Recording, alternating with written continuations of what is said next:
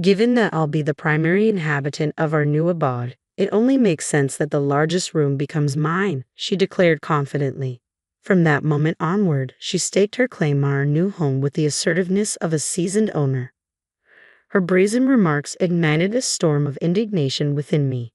Pardon me, but I'm curious, where exactly would your room be if you're so insistent? I countered, unable to contain my irritation. Upon hearing my retort, my sister-in-law flushed crimson and launched towards me. I'm Sophia, a 32-year-old corporate professional. George, my husband, and I have been inseparable since high school, celebrating 7 years of marriage. Perhaps owing to our extensive shared history, our relationship resembles that of an old married couple more than most couples our age. Nevertheless, I can't fathom being with anyone but George. I've always had a great rapport with my in-laws, and presently we find ourselves cohabiting for various reasons. With my father-in-law on the brink of retirement and my mother-in-law juggling part-time work, we share household responsibilities and contribute to the financial upkeep of the household. Things were cruising along smoothly until an unexpected visitor disrupted the tranquility. One lazy Sunday, as we savored the serenity of the weekend, the jeering sound of a truck reversing shattered the peace. Curiosity piqued, we exchanged puzzled glances. Did anyone order something? As she barged in with an entourage of movers, my heart sank. My room's on the right, second floor, she declared, oblivious to our surprise. Oh, and I seem to have misplaced the key. Could someone let me in? A chill ran down my spine at the unmistakable voice. As we approached the front door, there stood Charlotte, my long-absent sister-in-law, flanked by movers lugging cardboard boxes. Wait a moment, Charlotte. What's the meaning of this sudden appearance without so much as a heads-up? And who are these people with you? I questioned, a mix of surprise and irritation coloring my tone. Charlotte seemed genuinely perplexed by our reaction. What do you mean?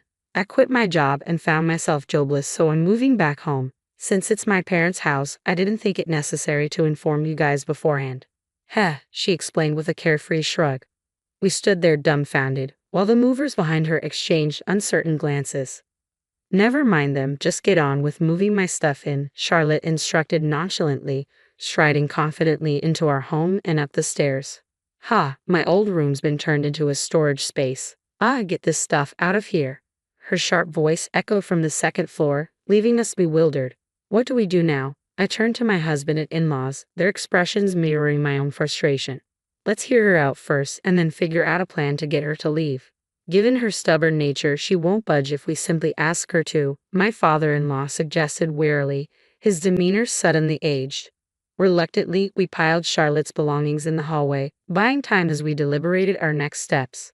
Charlotte's petulant expression was all too familiar, her sulking demeanor grating on my nerves. Oh, and why are George and his wife here? Are you guys crashing with mom and dad because you're broke or something? She jabbed, her words a sharp reminder of her tactlessness. Charlotte's derisive snort dredged up a flood of unpleasant memories. She was 2 years my junior, yet my disdain for her stretched back to her high school days. Our shared alma mater was the source of our initial acquaintance. I vividly recalled Charlotte's audacious approach during our student years. You're George's girlfriend, right?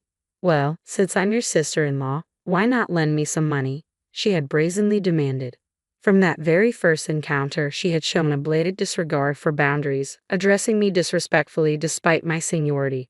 Her audacity didn't stop at her presumptuous request. She even had the nerve to casually ask her own older brother for money. My response was immediate and firm.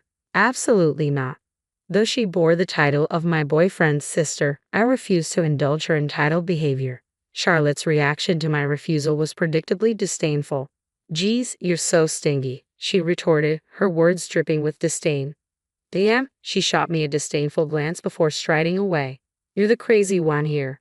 That encounter marked my unsettling introduction to my sister-in-law, Charlotte. As it turned out, her behavior towards her own family was even more troubling, a fact my in-laws had been grappling with for quite some time.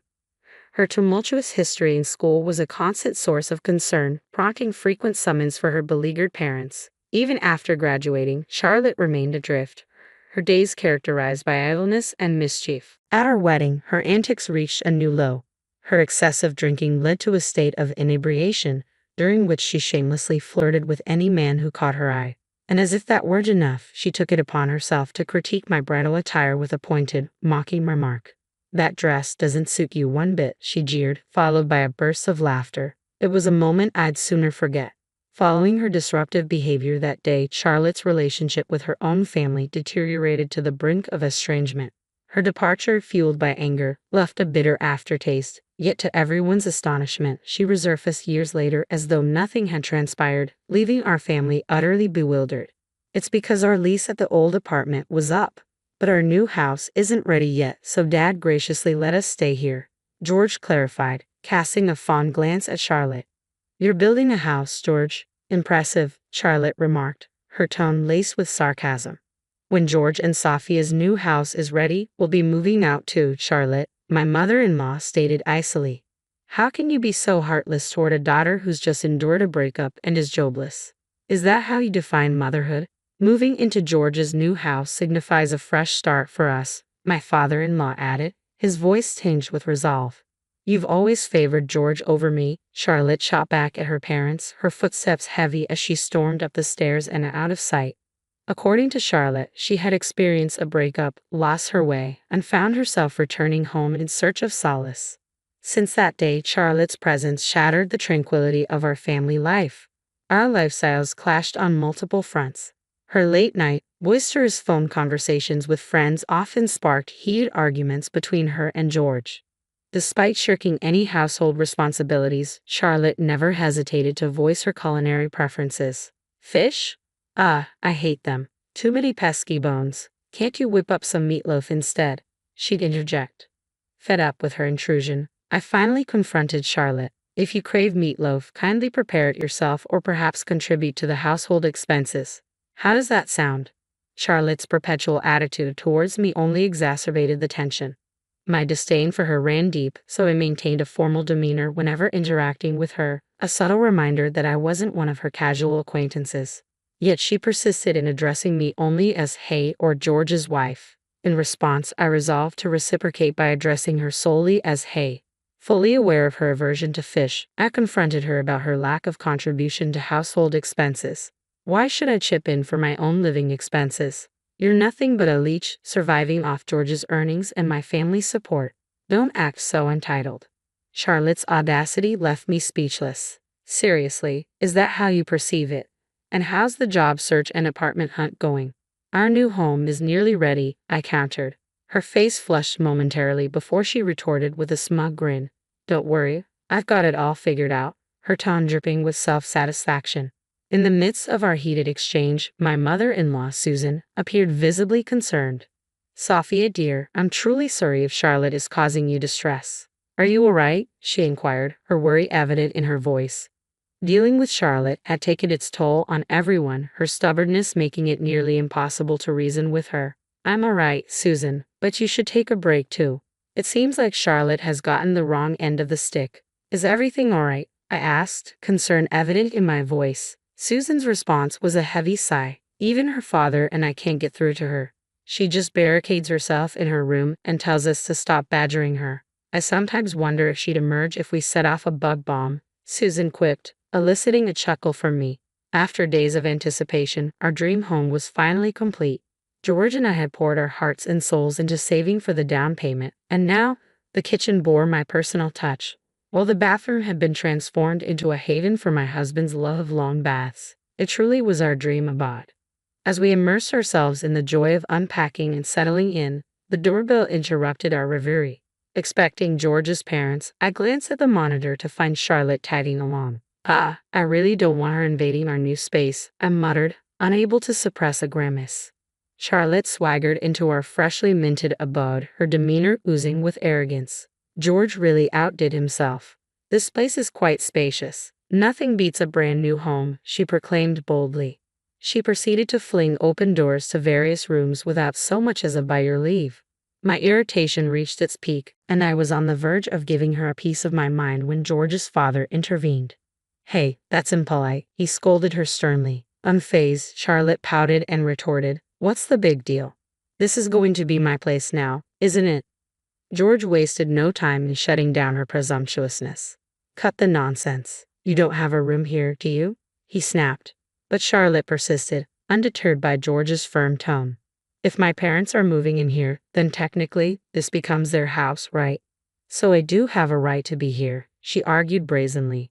We stood there, dumbfounded by her audacity. It became painfully clear that Charlotte had been eyeing our home as her own from the very beginning. Furthermore, she boldly asserted, since I'll be the one spending the most time at home, the largest room here belongs to me. Charlotte's audacious declaration triggered something within me. Your room? I echoed incredulously. Let's see, shall we? With a calm demeanor, I gestured towards the storage shed outside, typically reserved for garden tools. Even if I were to go out of my way, the only space I could possibly arrange for you would be that old shed. And naturally, you'd still be expected to pay rent. Frankly, I'd rather not have you in our new home at all. Could you please leave? Charlotte's face flushed crimson upon hearing my words. Are you serious? She exclaimed, making a move toward me. Fortunately, my husband George intervened swiftly.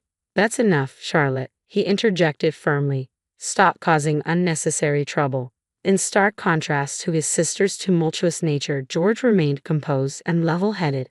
The only one he'd ever raise his voice against is this woman, Charlotte, who never seems to have any respect for her older brother, George retorted firmly. As our father-in-law's authoritative voice boomed down, even Charlotte fell silent. Charlotte, cut the theatrics and listen up. We're not moving in here, and you need to come to terms with the fact that our old home is gone, George asserted.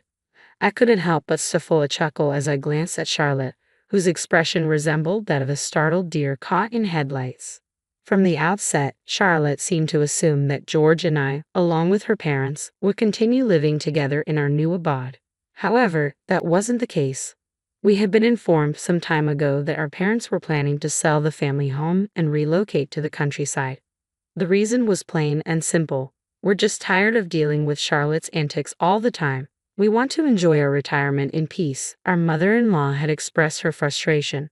Charlotte had stormed out of their old home, declaring, I never want to set foot in this house again. I don't consider you guys as parents to me.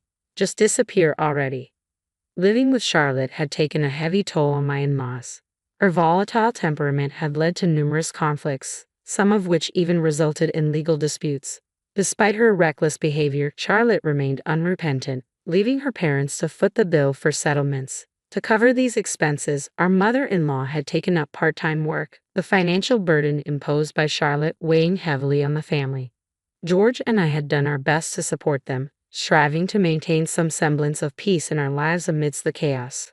However, Charlotte, seemingly oblivious to the havoc she had wreaked, showed no gratitude towards her parents. Instead, she only sought their assistance when it suited her own needs. My frustration with her behavior had reached its breaking point.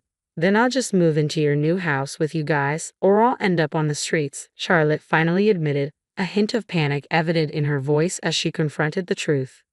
Enough, Charlotte. The answer is a resounding no. We've tried to reason with you countless times, but you've refused to listen. Did you honestly believe we overlook everything simply because we're your parents? We're not immune to hurt, Charlotte. We have emotions too.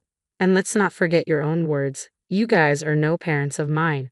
Just disappear already. Our mother-in-law's tone was icy as she addressed Charlotte, whose expression betrayed a mix of shock and realization.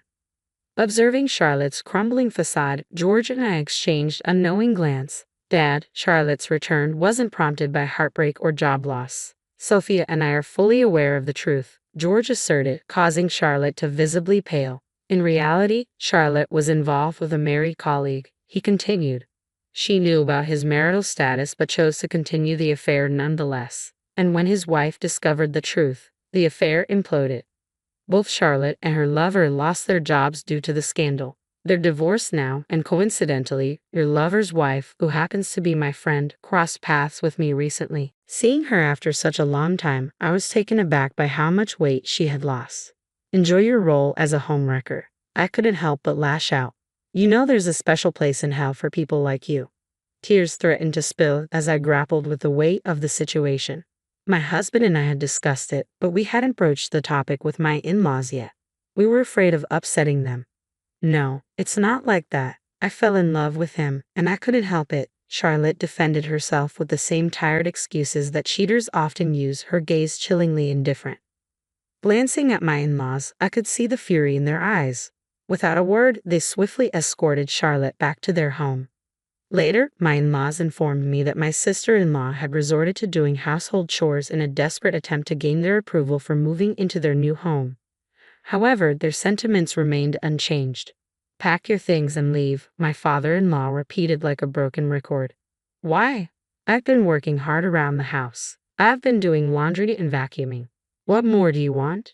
Charlotte finally erupted. "There's nothing special about what you're doing. It's basic self-care. Did you expect to be praised for that?" "You're an adult," my mother-in-law retorted sharply.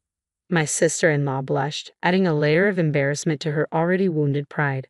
"I've already made my will. All inheritance will go to George. There isn't much left because of you. You've been written out of the will. It's likely to be approved by the court," my father-in-law declared, leaving my sister-in-law visibly stunned. As my in-law's moving day approached, coinciding with my father-in-law's retirement, my sister-in-law had drastically downsized her possessions to just one suitcase. According to my mother-in-law, she had sold off most of her belongings for cash. As we bid farewell to my in-laws and turned to head back to her car, my sister-in-law inexplicably followed us. "What's the matter?" I asked, puzzled by her presence. "I have nowhere else to go," she admitted, her voice breaking. "Please, I want to live in your house too. I'll take the small room." But more than her plea, it was the term "sis" that sent shivers down my spine. I glanced at George, and it was clear he shared my sentiments. "Hell no, live with us. Not in your wildest dreams," he retorted bluntly as we made our way to the car and drove off without a second thought. A few days later, while enjoying the quiet day at home, the doorbell interrupted our peace. Seeing the figure on the other side, we both let out a resigned sigh. "Stop bothering us. Do you want us to call the cops?" I warned as I opened the door, only to find my sister-in-law standing there, her desperation evident as she knelt before me. "Please let me stay. I've been bouncing between hotel rooms and odd jobs, but I can't keep living like this," she pleaded. My husband and I were taken aback by the depths of her self-imposed predicament. "I don't care. We're not family anymore," I asserted, attempting to close the door. However, she clung to it stubbornly. "Just give me some money. I've maxed out my credit cards, assuming my parents would bail me out again. And I have alimony to pay, you know. If your friend is really friends with my lover's wife, maybe she could help negotiate a lower payment for me," she implored. We had no desire to engage with her, but her audacious selfishness pushed me over the edge. "Don't push me. I've never encountered someone as despicable as you. Stay away from me. I never want to see your face again," I snapped. Despite her insistence, she refused to leave. Suddenly, her face drained of color as she noticed our dogs barking from inside the house. "Wait, you have a dog?" she questioned, taken aback. We had adopted one of the 3 puppies from my parents' dog. "Would you like to see it?" I offered. Her reaction was immediate. "Who? What? No way. I can't stand dogs. You must be insane to live with one. Count me out of this house," she stormed off, her anger palpable. To be honest, my sister-in-law harbors a deep aversion to dogs. According to George, a childhood incident where a large dog playfully chased her left her traumatized, instilling a lasting fear and dislike for dogs. "Thanks for scaring off that lady, Marin," I murmured, giving our toy poodle a gentle pat. Since then, we haven't crossed paths with my sister-in-law. However, a friend mentioned spotting her in worn-out attire in a distant town. Her current circumstances don't concern me. Frankly, I hope she faces some hardships. George and I are relishing the tranquility of our new home. His parents seem to be thoroughly enjoying their rural lifestyle, occasionally reaching out through video calls and visits. They've managed to keep their address concealed from my sister-in-law, preventing any unwelcome surprises. Both appear healthier and happier, as if a weight has been lifted off their shoulders. A few months after settling into our new abode, we received a wonderful blessing. A baby is on the way. I had heard that stress could impact fertility, which may have been a factor in our previous struggles to conceive. Now, we eagerly anticipate the arrival of our newest family member next year. Gazing at George, his joy evident, I gently caressed my growing bump, filled with hope that he'll remain by my side through all our future endeavors.